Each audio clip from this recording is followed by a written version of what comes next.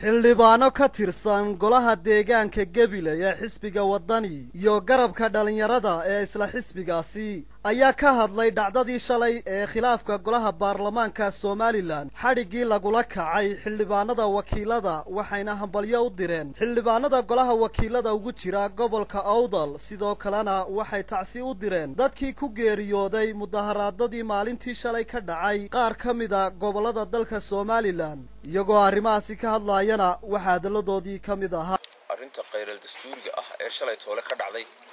magaalada Hargeysa ee lagula kacay xildhibaanada qaranka ee sharci dejinta arrintaasi guddiga baarlamaanka lagula kacay ee ay dawladdu inqilaabka ku qabsatay waxa aan leeyahay maanta madaxweyne Siiraayo waa ninka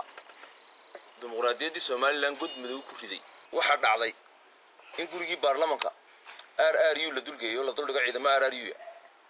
waxa dhacday in xogayihii la xidho waxa dhacday in xildhibaanadii baarlamaanka la xidho intaas oo dhan marka laga tago haddana waxa dhacday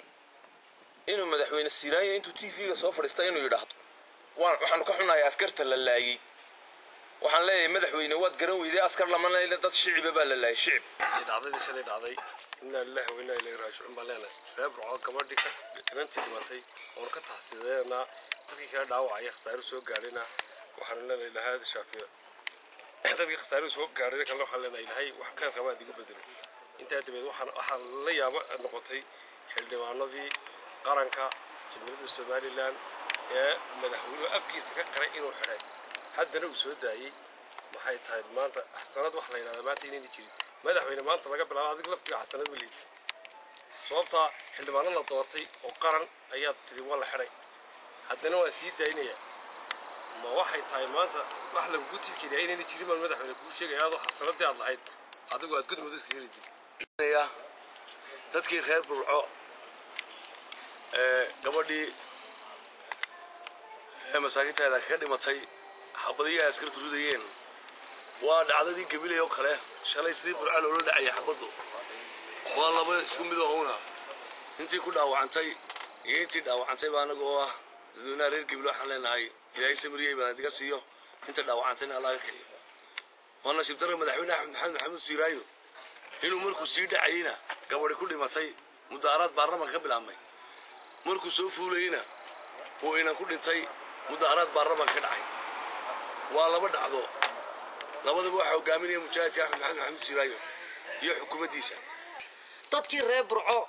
ee geeridu ku timidayna aad baan uga tacsiyadeynaa waana ka xunnahay inna lillahi wa inna ilayhi raaji'uun eelkii qaraabada ay ka geeriyootay iyo asxaabtii ilaahay samiriyay baana ka siiyo waxa kale oo maanta inaan ka hadlo doonaya nimanka reer Awdal ee xildhibaanada ah ee shalay toole iskaga baxay dhacdadii foosha xumeeyay sidii wax loo wada markay arkeen aad bay u mahadsan yihiin waxaan inoo sheegeen inay qaranka iyo xasiloonidiisa daneynayaan aad iyo aad baad u mahadsantiin baan leh waxaan leeyahay madaxweyne Siiraayo inaan idhaahdaan doonaya madaxweynuhu wuxuu oran jiray had iyo jeer saxaafadda ayaan la caburin isaga caburiya dadka shicibka ah la dhowro isaga military geliya baarlamaanku shaqadiisa ha madax banaanado isaga ciidan dul dhigay Cabdirasaaq Axmed ayaan ilka case Somali Channel Gabiley